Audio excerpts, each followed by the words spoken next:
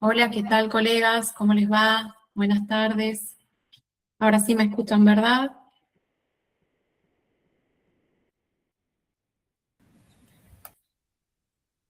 Bueno, gracias por conectarse, colegas. Hoy día lo tenemos al doctor Matías Caradonte con nosotros. Queremos agradecer al Colegio de Farmacéuticos, al Consejo, a la Comisión de Actualización Profesional. Bueno, como ya me conocen, mi nombre es Carolina Gómez, pertenezco a la comisión. En este momento me toca coordinar esta charla con el doctor Matías. Bueno, hoy día vamos a hablar sobre el cáncer de próstata y sobre la hiperplasia benigna prostática.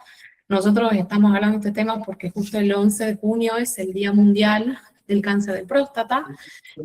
Trata sobre la concientización sobre el cáncer. Perdón, hay alguien conectado, lo voy a silenciar. Como dije hace rato, el 11 de junio es el Día Mundial del Cáncer de Próstata. Hemos decidido realizar esta charla en base a eso, que lo que trata es concientizar sobre la prevención del cáncer de próstata. Yo en este momento voy a hablar un poquito del doctor Matías Caradonte. Es un médico especialista jerarquizado en urología por la Sociedad Argentina de Urología. Es el jefe de los servicios de urología del Hospital San Antonio de Padua y Uchoca, jefe del Servicio de Salud Transgénero y Reconstructiva del Hospital Santo Yani, Buenos Aires, Argentina, y docente de grado y posgrado de las universidades de Buenos Aires y Maimónides. Bueno, queremos agradecer al doctor, a Casasco y sobre todo al colegio de ustedes por esta nueva, por participar y por querer actualizarse siempre con nosotros. Bueno, le dejamos lugar al doctor para que comience la charla. Bueno, hola Carolina, primero gracias por la invitación.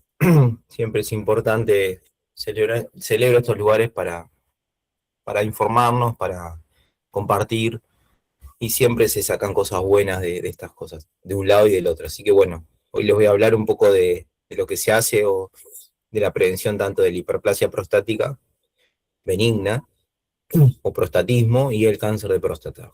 Bueno, les voy a compartir, me dicen.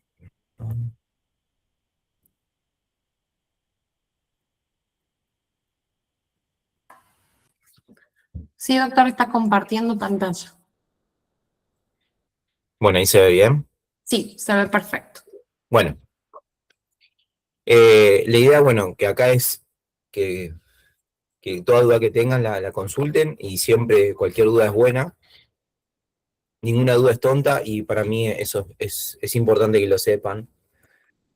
Estos son los medios de contacto por si un día necesitan. Bueno, lo que vamos a hablar hoy es de un órgano que todos los varones tenemos, no todos sabemos que lo tenemos, incluso las mujeres a veces cuesta, y hay que entender un poco también la relación y las funciones, porque en base a eso voy a entender que muchas veces en la farmacia se nos acercan pacientes y confundimos una infección urinaria con un prostatismo.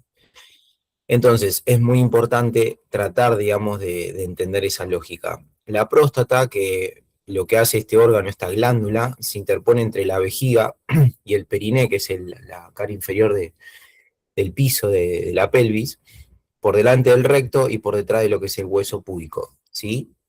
En el medio, o sea, traspasándola, pasa la uretra, ¿sí? En su porción prostática.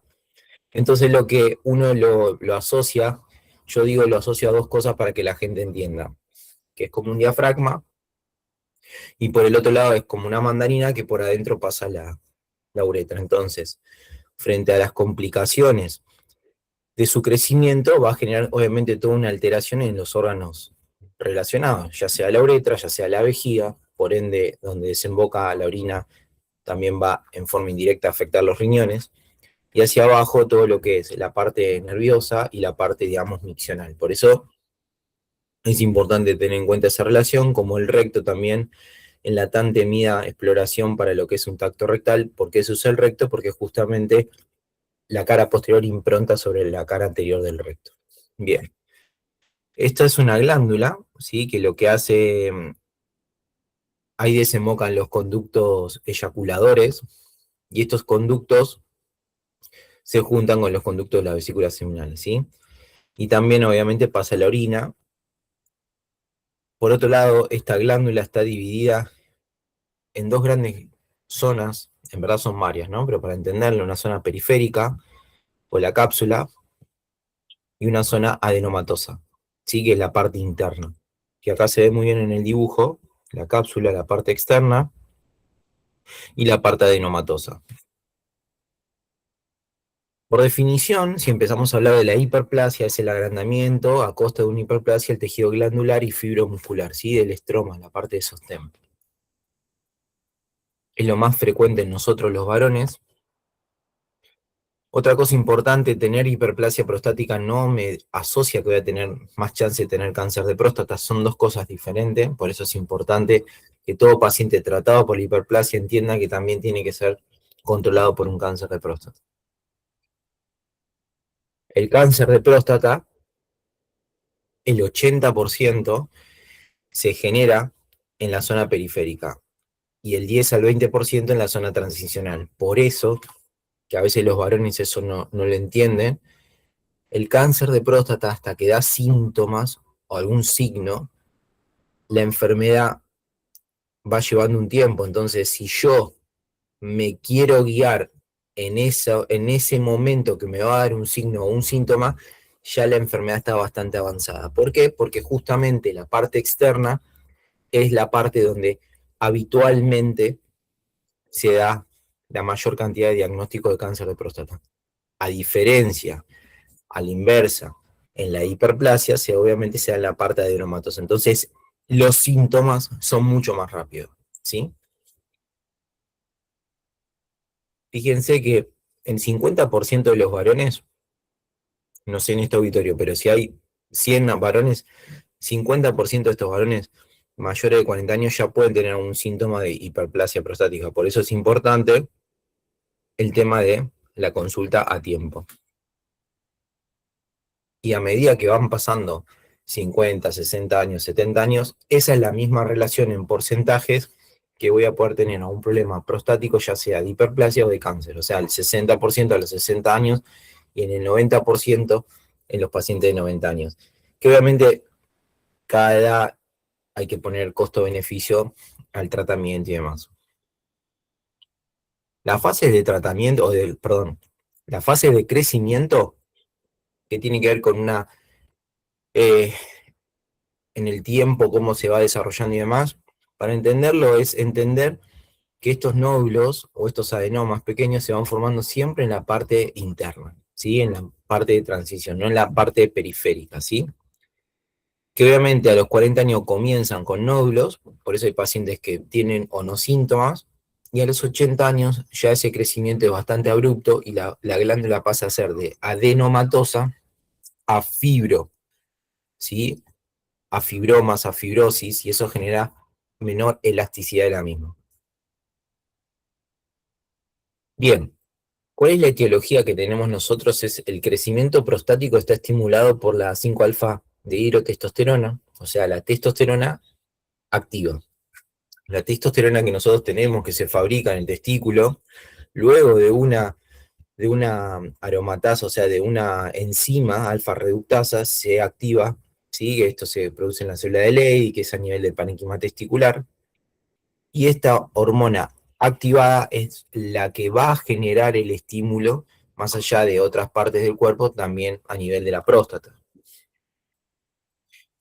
Esto a través del eje hipotálamo hipoficiario gonadal, ¿sí? Esto se va en los feedback del hipotálamo a la hipófisis a través de la hormona liberadora de gonadotrofinas, activa la hipófisis, eso libera el HFSH, eso activa sobre los testículos, y los testículos, a través de sus células productoras, generan testosterona. A mayor cantidad de testosterona, genera un feedback negativo sobre el hipotálamo o sobre el eje hipotálamo hipofisario. Por eso es importante entender esto en la lógica después que le voy a hablar de un cáncer. Pero la alimentación tiene que ver con esta cascada de eventos. Feedback positivo, o sea, vamos a tener feedback positivos y ante la alta concentración de testosterona sanguínea, eso genera un feedback negativo. Bien, ¿cómo estudia un paciente? Ya sea para un cáncer o para una hiperplasia, yo personalmente pido siempre los mismos estudios en el inicio, ¿sí? Obviamente algunos médicos tendrán otras lógicas, pero siempre, ahora como les voy a recalcar, hay cosas que tienen que estar siempre. Primero la anamnesis. Es muy importante escuchar al paciente, ¿sí? Por ejemplo, la anamnesis, ¿cuánto orinas? Uy, un montón, orino re bien, 5 veces por noche, eso está mal, ¿sí?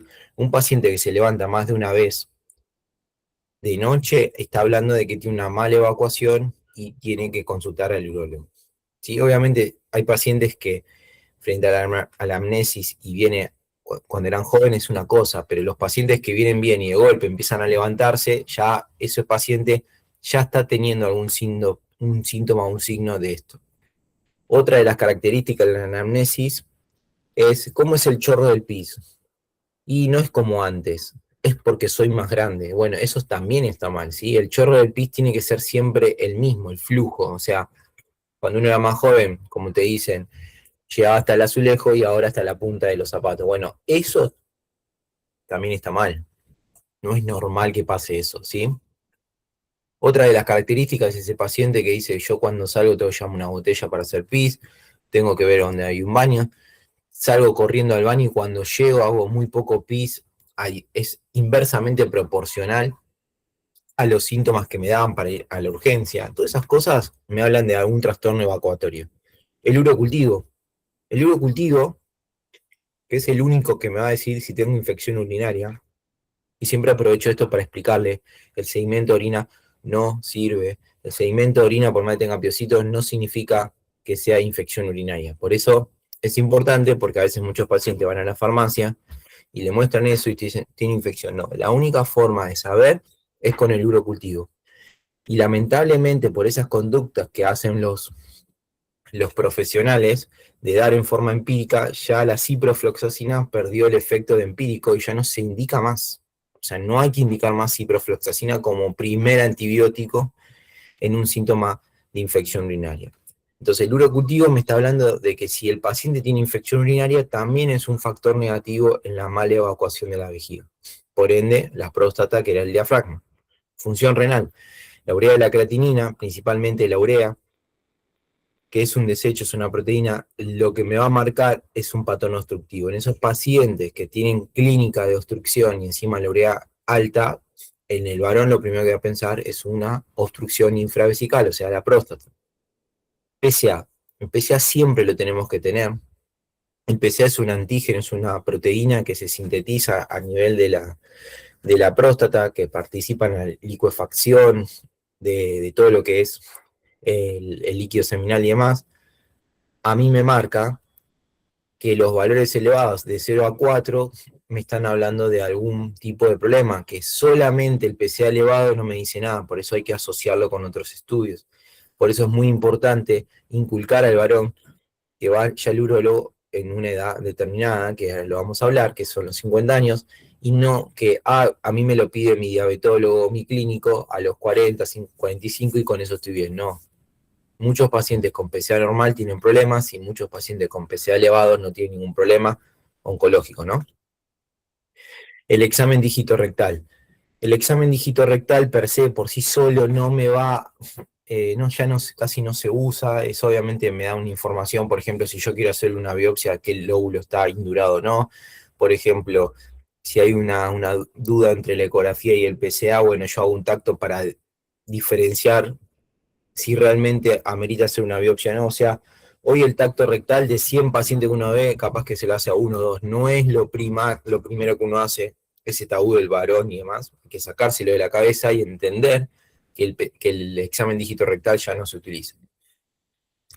La flujometría, que es hacer al varón hacer pis, la flujometría me marca bien hecha, significa que no haga fuerza con la panza del varón para hacer pis, es la fuerza que hace la vejiga y la relajación de la próstata para generar un buen flujo. Los flujos son como la aleta del tiburón, rápidamente y baja, lentamente, eso es una flujometría normal. La flujometría bien leída me da mucha información.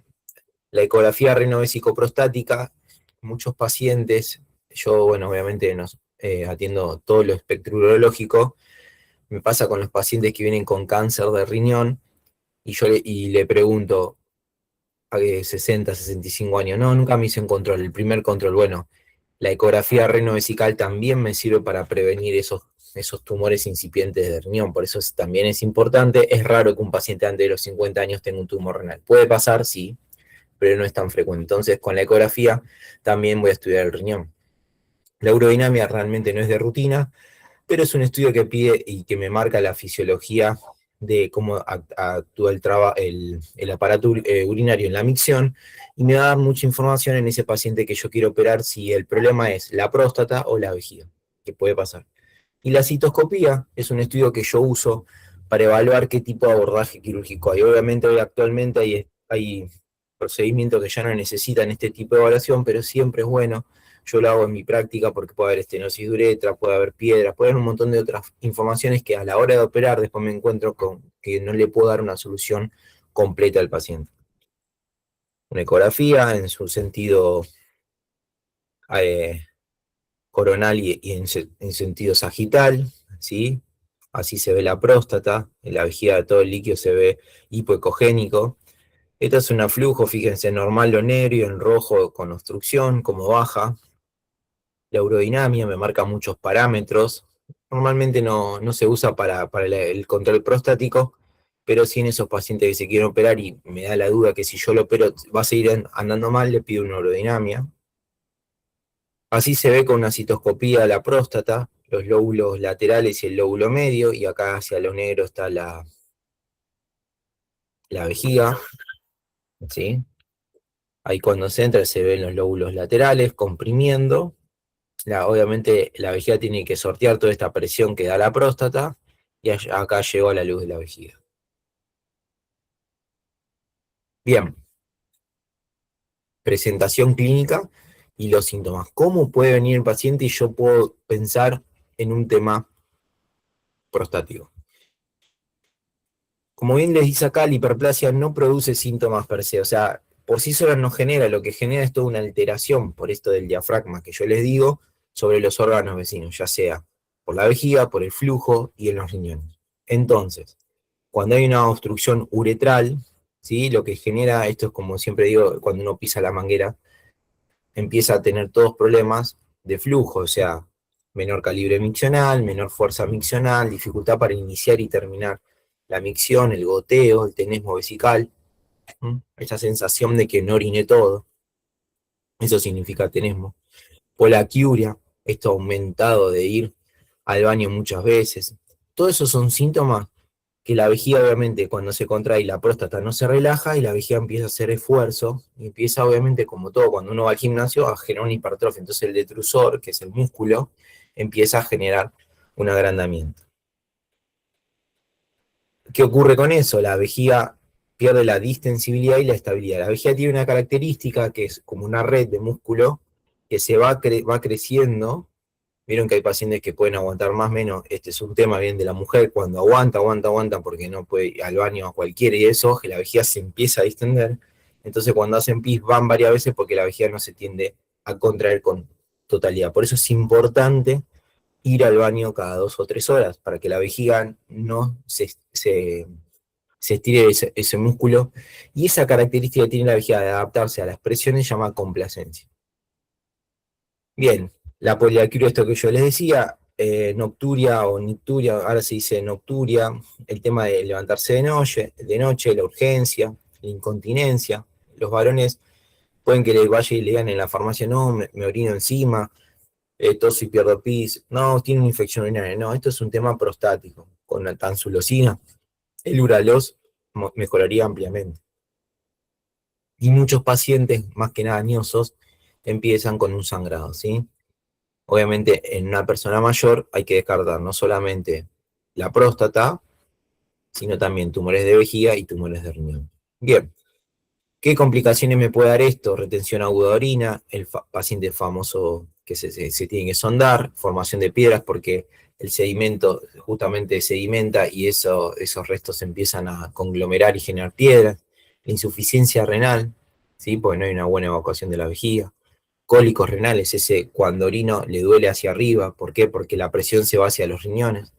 Divertículos vesicales porque la vejiga se empieza a vencer y se empiezan a formar estructuras sin músculo, y esos son tienen dos características, los divertículos, que se queda el pis y no se puede evacuar, acuérdense que no tiene detrusor, y dos, que lo más grave, es que son más propensos a generarse tumores vesicales, infección urinaria y la disfunción eréctil.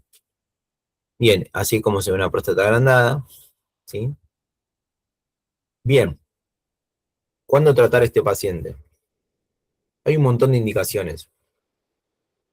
Si uno trata a un paciente, si yo lo veo desde cero y lo trato solamente cuando llega a esto, estoy maltratando al paciente. A mí me pasa mucho de ver pacientes de 70, 80 años que se tendría que haber operado hace 10. ¿Por qué? Porque se le da la tansulosina y se lo patea, en pos de no operarlo por un montón de causas. ¿Sí? En Argentina puede ser desde lo económico hasta que el paciente no quiere. Entonces, pasa esto, ¿sí? Y empiezan a generar todos trastornos que en muchos casos son irreversibles. Es más, cuando uno opera la próstata, tiene que explicarle al paciente, por esto que yo les decía antes, que la hiperplasia la hiperplasia prostática no genera síntomas per se, o sea, sino que son en forma indirecta, genera un trastorno en la vejiga, en los riñones, y muchas veces a nivel del flujo, que en la mecánica miccional, que ya por más que lo opere, el paciente, es más, a veces hasta va a estar peor. Entonces, es muy importante darle con el tiempo pertinente. Bien, el aumento de los metabolitos sistémicos, la dilatación de ambos riñones, ¿sí? La hidronefrosis, la descompensación vesical con rebosamiento, ese paciente que tiene incontinencia, retención aguda de orina, hay que sondarlo, infecciones urinarias recurrentes, inestabilidad vesical, todas estas cosas, ¿sí? Son signos que a mí me dicen, Matías, ofrecer una cirugía, o ya es tarde. Ahí se ven los divertículos, estos trabéculas que se denominan, son los cordones musculares, y la parte esta que se mete, fíjense en acá, cómo se ve el músculo, y en el divertículo no, se ve la pared más fina, y que es como una vejiga más. Ese paciente tiene infecciones urinarias porque esta orina queda estancada, mayor chance de cáncer de vejiga, por eso es importante. La hidronefrosis, fíjense cómo se ve la ecografía bien dilatado los riñones como orejas de elefante, ¿sí? También eso genera una insuficiencia y puede entrar en diálisis un paciente por algo muy simple que al principio se resuelve colocando una sonda. Una hidronefrosis severa que obviamente termina con una nefrectomía, ¿sí? Y acá, a ver, vamos, paso para atrás, para que a veces me cuesta que se cargue.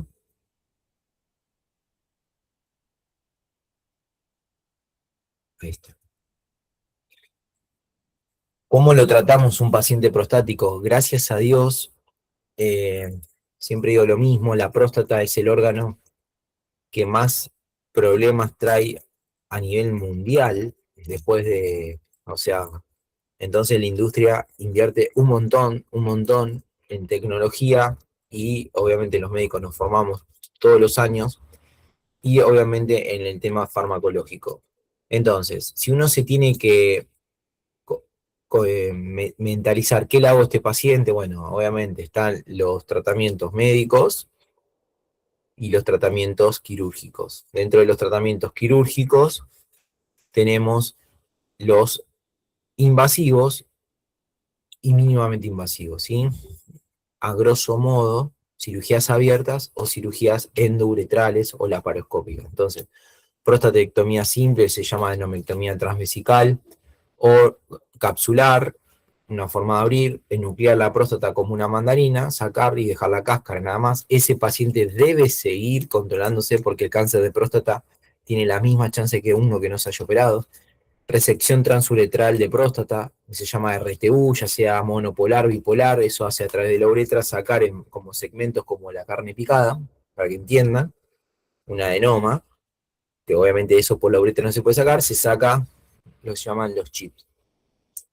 La energía, obviamente, a través endouretral puede ser monopolar o bipolar. Otras técnicas que hoy en día es lo que más se usa, es los famosos HOLEP, sí, que son tratamientos con láser Holmium endoscópicos, o TULEP, o hay un montón de siglas, pero el concepto es enuclear, hacer lo mismo que abierto, pero a través de la uretra. Obviamente eso Eh, Hay que tener mucho cuidado porque obviamente a veces el médico, o sea, nosotros, con tal de dar una tecnología, a veces hacemos más daño que beneficio. Entonces, yo, bueno, ahí discuto bastante con colegas, pero sepan que no todo es para todos. Ese es el concepto, no todo es para todos. Y es importante entender eso. Laparoscópico, ya creo que a nivel prostático es demasiado para lo mismo que se puede hacer mucho más rápido. O sea, no le veo mucho sentido. Los estén uretral prostático, muy poco indicado. En pacientes muy puntuales, obviamente no es una cirugía, es poner un stem y dilata, pero la verdad no los recomiendo. La vaporización, que es a través de unas agujas se pone vapor, eso genera toda una alteración microcelular y eso genera una apoptosis y necrosis y disminuye el volumen. Y la termoablación, que es una tecnología que tuve el placer y el honor de traer a Argentina, en verdad a Sudamérica, y la hacemos que a través del periné, genera con un láser, quema la próstata y evitando, que es un gran tema para saber para los varones, el tema de que no pierdan ni la eyaculación, ni trastornos ya sean la incontinencia, estenosis y demás. Esto es mínimamente invasivo, yo lo hago con anestesia local, son 20 minutos, 30 minutos, y el paciente se va a su casa como si nada. Obviamente tiene indicaciones precisas, no es para todos, es el paciente joven, 50, 55 años, que tiene una vida sexualmente activa, que no quiere perder las características fisiológicas de todo lo que es la parte sexual, se le ofrece esta alternativa. Y dentro de los enfoques no invasivos, obviamente tenemos los medicamentos, ¿sí? Los alfa-adrenérgicos, obviamente la tansulosina, la terazosina, todo ese tipo de drogas, que lo que hace justamente es relajar la vía urinaria. También se puede dar, y esto también aprovecho para que sepan, en las litiasis del uréter distal. O sea, una mujer que vaya pidiendo tansulosina, no se equivoca el médico, es para ayudar a la expulsión del cálculo. ¿Sí? Lo aclaro porque me ha pasado al principio que yo lo daba y el farmacéutico la mandaba de vuelta a la paciente, le decía diciendo que yo me había equivocado, que no sabía nada. Bueno, en verdad era al revés, y es porque tiene que ver justamente que actúa sobre unos receptores que tenían toda la parte distal del uréter, en el trígono y en el cuello de la vejiga. Eso relaja para que orinan mejor. Una cosa importante, los medicamentos no curan. ¿Qué significa? Mejoran los síntomas, pero el paciente tiene que saber que a medida que pasa el tiempo, va a llegar un momento que si los toma o no los toma es lo mismo. Por eso creo, y se estudió y se sabe, que llegar con un paciente con toda la sintomatología y los signos ya es llegar tarde, ¿sí? Por eso, esto de las terapias mínimamente invasivas, como estas dos últimas, son muy buenos, porque obviamente un paciente con 50 años sintomático, que la medicación no le ayuda, porque también tiene sus complicaciones, como ya es ortatismo, o sea, disminución de la presión o aneyaculación, y es difícil. Entonces, estas terapias son muy buenas. Como le decía, lo de la próstata, este es un stem prostático, esto va en la próstata, esto en el esfínter y esto en la parte vulvar. Entonces, cuando se abre, distiende la próstata y ayuda en la micción. Son elementos que duran 2 a 3 años, cuesta mucho sacarlo y la verdad que no es lo indicado. Después, acá lo que tenemos, ¿sí? Es el tema de cómo se ve la próstata antes de operarse, lo que se llama la RTU, y acá, después de operada, siguen sacando todo lo que es el adenoma. Esto que les muestro acá es la tecnología esta que estoy implementando en todo lo que es la termoablación. Se usa un ecógrafo que es transrectal, ingreso por el periné, el ingreso de energía láser, como se ve en este cabezal, y a través de este monitor, que este monitor es lo mismo que veo en el ecógrafo, planeo la energía que le voy a dar y demás a la próstata. Esto es tecnología, la verdad que muy buena, de última generación, y eso el paciente es ambulatorio, o sea, yo a los pacientes lo hago con anestesia local en muchos casos, y el paciente a la media hora se va a la casa. Y la verdad estamos teniendo resultados excelentes. Obviamente hay ciertos pacientes que no funcionan, por eso siempre digo, no todo es para todos, y uno ya va viendo. pero la verdad que es una tecnología muy buena. Así es como se ve y así es como programa, se le pone la energía, diferentes características, que obviamente sirve tanto para hiperplasia como para cáncer de próstata. Bueno, y el manejo médico, ¿sí? Tansulosina, lo que les había hablado, ¿sí? Algo que recalco es saber las complicaciones que me puede generar, que principalmente son dos: disminución de la presión, por eso yo lo doy antes de dormir, aunque en el prospecto a veces dice en el ayuno, es mejor darlo antes de dormir. Hay que explicarle que las primeras 48 horas puede tener como esta sensación, digamos, de que le baja que se siente liviano.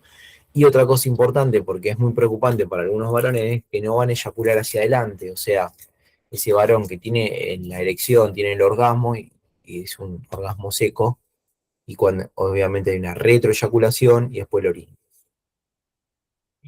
El segundo, los antiandrógenos, que son principalmente para lo que es cáncer de próstata, ¿sí?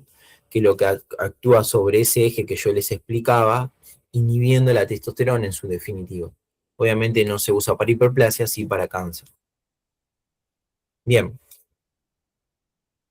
con respecto al cáncer de próstata, fíjense en lo siguiente. Dentro de los varones es la enfermedad más prevalente, ¿sí? De todas. O sea, casi todos vamos a tener problemas de próstata. Y dentro de eso, en lo que es mortalidad, es el segundo, detrás del cáncer de pulmón.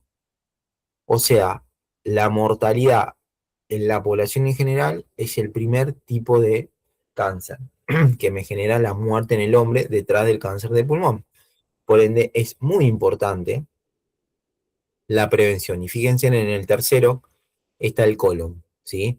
Lo mismo que en la mujer. Por eso la prevención. Cuando uno habla de un screening o una prevención, significa que su diagnóstico temprano me va a dar mejores resultados a largo plazo.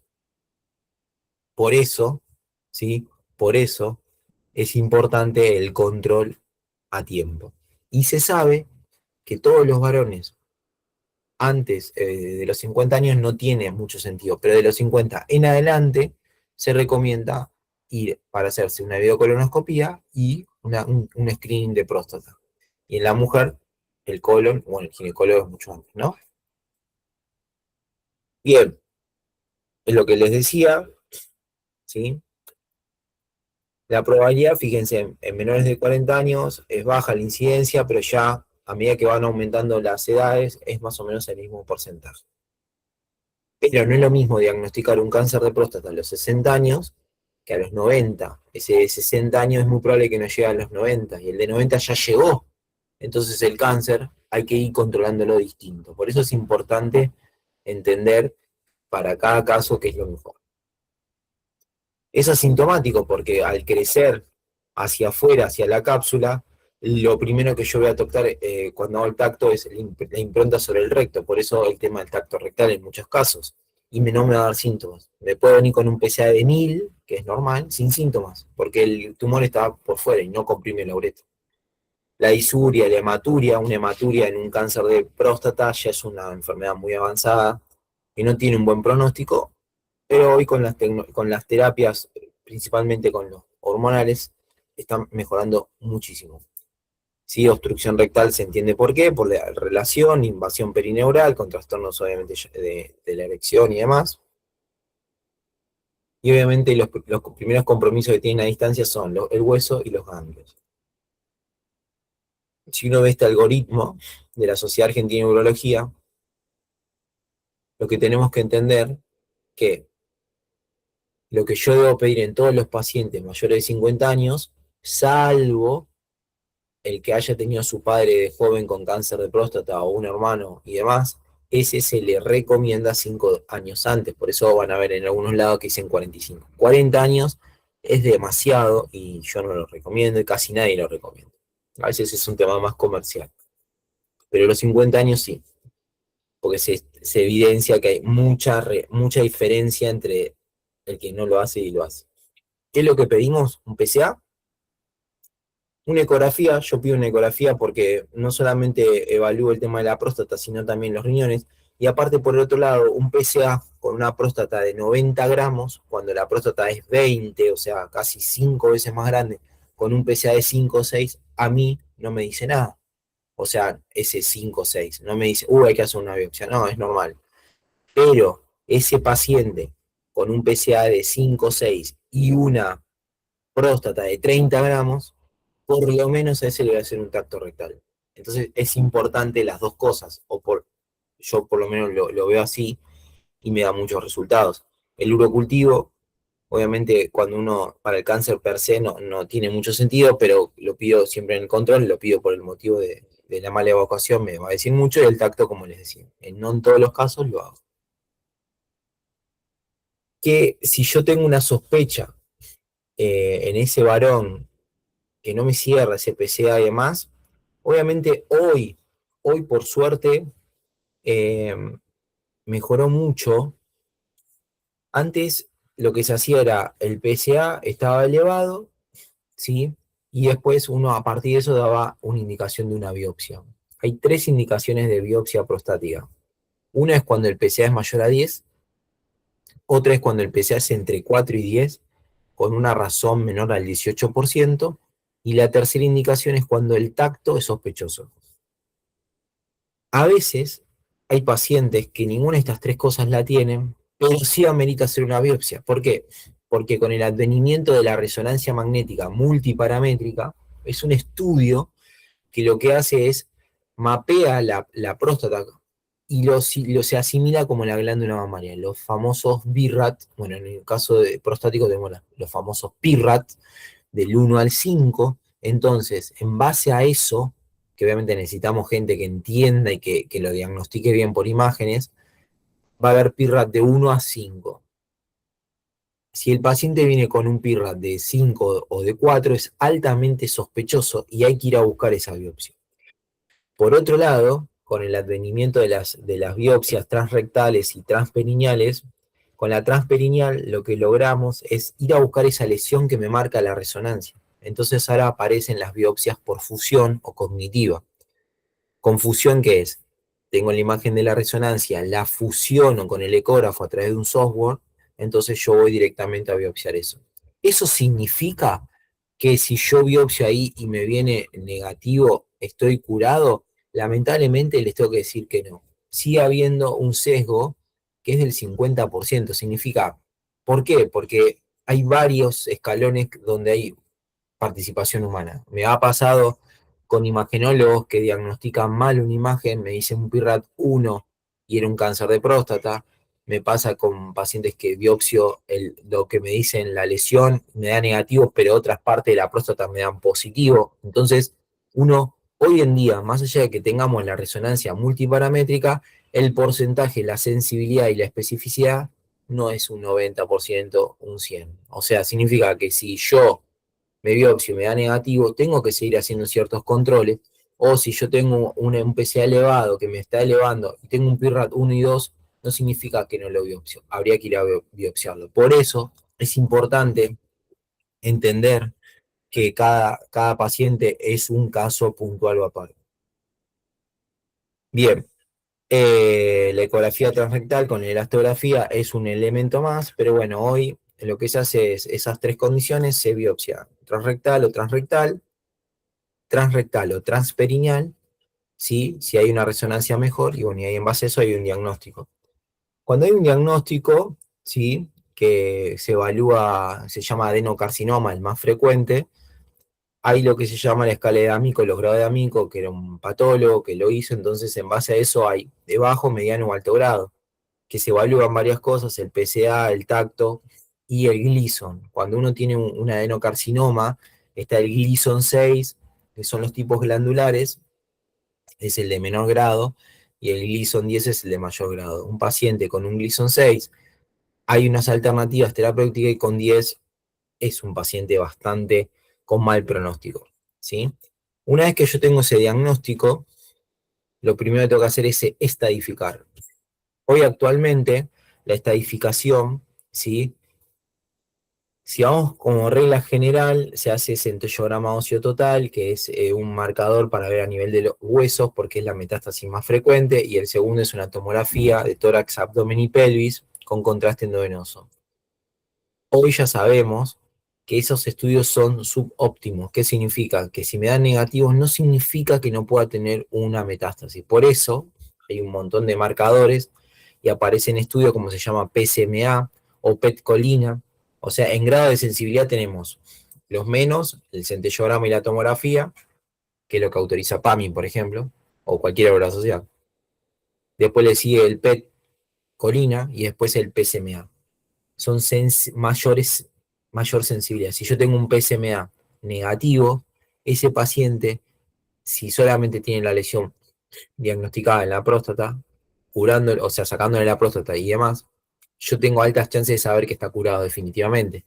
En cambio, con un PET, perdón, con un centellograma, una tomografía común y corriente, operado, ese paciente, más allá de que el PSA me va a marcar, porque obviamente saco la próstata, eh, tengo que esperar mucho más años para decir que está curado, ¿sí? Que obviamente es lo que se usa hasta ahora y es lo que la gran mayoría de las obras sociales lo cubren, obviamente, ¿por qué? Pues es más barato y el otro es mucho más caro. Pero bueno, eso mejoró también. Bien, si está localizado o no, tiene que ver con las metástasis. Obviamente, cuando yo tengo este paciente, una cosa es localizado en la próstata y nada más, y otra cosa es el paciente está en la próstata y en otras partes. Entonces, hay pacientes que se llama cáncer de próstata metastásicos de inicio, que significa que ya lo diagnostico y tiene metástasis, y otra cosa es localizado, cáncer de próstata localizado. Entonces, cuando es localizado, yo le ofrezco lo curativo. ¿Sí? Que hay dos grandes ramas y en dos grandes grupos. Si uno va a la lógica, o si uno va a la teoría, 70 años para arriba, radioterapia, 70 años para abajo, cirugía. Es así siempre no, pero es lo que dicen las guías. Uno con la experiencia ya lo va marcando y sabe que hay pacientes que con 60 años capaz está, su cuerpo no va a aguantar una cirugía y se le ofrece la radioterapia, y hay pacientes que están bárbaros con 80 años y se lo puede operar. Entonces, no siempre la edad es un marcador de que es para acá o para allá. Entonces, por eso es importante, no todo es para todos. Y obviamente hay otras terapias, ¿sí? Eh, hay otras terapias que, ¿cómo se llama? Eh, que son o mirarlo, se llama vigilancia activa en Gleason 3+3, y ahora con esto que yo le estaba mostrando del equipamiento, son terapias de tratamiento focal, ¿sí? ¿Qué significa? La próstata es, como le dije, como yo la comparo con un arándano, bueno, es multifocal a veces el cáncer, pero bueno, diagnostico un lugar y todas las demás, porque biopsia me da negativo, bueno, yo le ofrezco solamente tratar esa parte focal. Y eso es muy bueno, porque en ciertos casos son esos pacientes que evito todas las complicaciones de la cirugía o de la radioterapia. La radioterapia no es gratis, son rayos que dañan la próstata y órganos vecinos, recto y vejiga. Me pueden dar rectitis, sangrado, disuria, sangrado vesical y segundos tumores. ¿Sí? A la larga me va a dar segundos tumores. La cirugía me va a dar tres grandes complicaciones: la incontinencia de orina, la disfunción eréctil y la estenosis de uretra. Entonces, de la unión uretrovesical se saca la próstata y se vuelve a unir la vejiga con la uretra. Entonces, en un paciente de 60 años donde yo, obviamente el caso puntual, donde yo le puedo tratar solamente la próstata sin sacársela con todas las complicaciones o con la radioterapia, es una buena alternativa. ¿Por qué?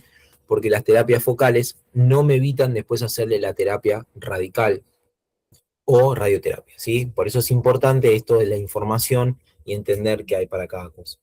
Y la parte paliativa, obviamente, son los tratamientos hormonales, ese paciente metastásico, y la verdad que, obviamente, como les dije, es la enfermedad más prevalente y demás, es la que más genera dinero, es la que la industria más invierte. Entonces, todos los años hay nuevas drogas, y la verdad que hoy pacientes que me han pasado de venir con PSA más de 1000, con dolor óseo porque tenían metástasis en los huesos, después de 8 o 10 meses están con un PSA de menos de 0,1 y sin lesiones en el esqueleto. Entonces, la verdad que mejoró un montón. Ese paciente se moría en 2 meses o tenía una fractura patológica, y hoy la medicina a través de la farmacéutica generó ese prolongamiento.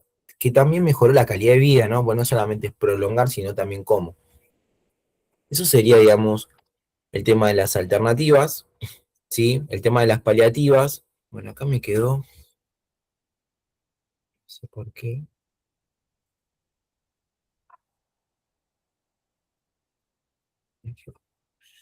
Bueno, esta es la terapia focal, ¿sí? La imagen debe ser pesada, por eso no se termina de cargar y salir de un lado y del otro. Pero lo que se hace es, en la focal, es marcar solamente la zona de la próstata, acá se ve el lóbulo, y con esto lo voy a quemar, ¿sí?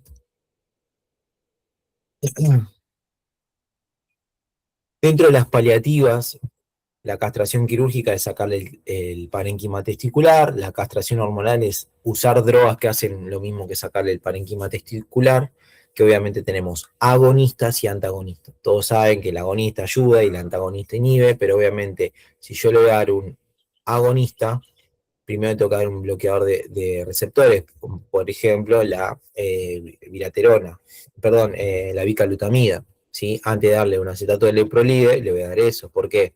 Porque si no, en vez de inhibir el eje, lo que voy a estar, al ser agonista, es estimularlo. Por eso se da 10 días antes, aunque ahora cambió mucho, pero bueno, esa es la lógica, ¿sí? Bien, y como conclusión, tienen que recordar, todo varón mayor de 50 años debe concurrir al urólogo, tenga o no síntomas y signos, siempre tienen que ir al urólogo, no al cardiólogo, no al clínico. Yo siempre le digo lo mismo al paciente, el cardiólogo, el diabetólogo sabe de urología como usted.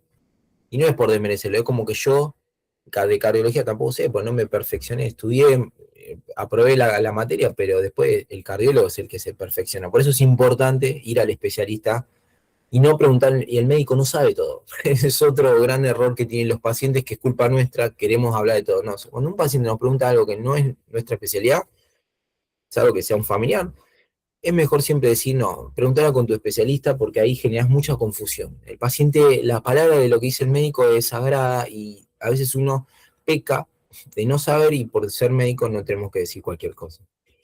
Una consulta a tiempo mejora la calidad de vida y la sobrevida. Y acuérdense, todo paciente que padezca un cáncer de próstata, hay que saber que la mortalidad va en descenso, que el diagnóstico precoz nos permite una mayor sobrevida, y que al ser una de las más prevalentes se implementan más y mejores terapéuticas, y eso es buenísimo. O sea, la gente tiene una mejor calidad de vida y muchas veces una mejor calidad de muerte, que es una parte del ciclo de la vida que hay que entenderlo como tal, y es importante que lo sepan la familia y el paciente. Por eso es importante, y celebro estas reuniones para explicarle la importancia de los controles a tiempo. Así que bueno, muchas gracias por la invitación al colegio y a Casasco. Muchísimas gracias, doctor. Muy espectacular la charla. La verdad que un aplauso por usted y también por Casasco. Agradecemos al colegio también el espacio.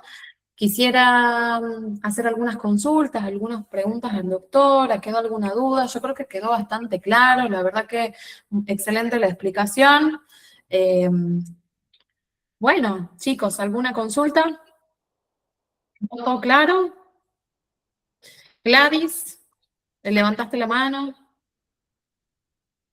Acá ponen excelente, doctor, muy claro su exposición, muchas gracias, muy didáctica. Gladys, te escuchamos.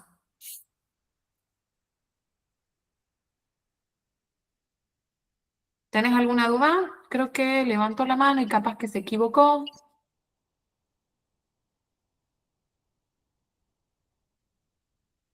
Parece que sí, doctor. Bueno, excelente. La verdad que muy contento. La verdad que le agradecemos toda esta charla. Agradecemos también, bueno, a Casasco y al colegio, y sobre todo a los colegas que quieren seguir creciendo y fortaleciéndose profesionalmente para poder encarar no solo a pacientes en las farmacias, sino también a familiares, ¿no? Que uno eh, tiene amigos, padres, hermanos, entonces para nosotros es muy importante. Así que muchísimas gracias a todos, gracias doctor, y que tengan una hermosa tarde.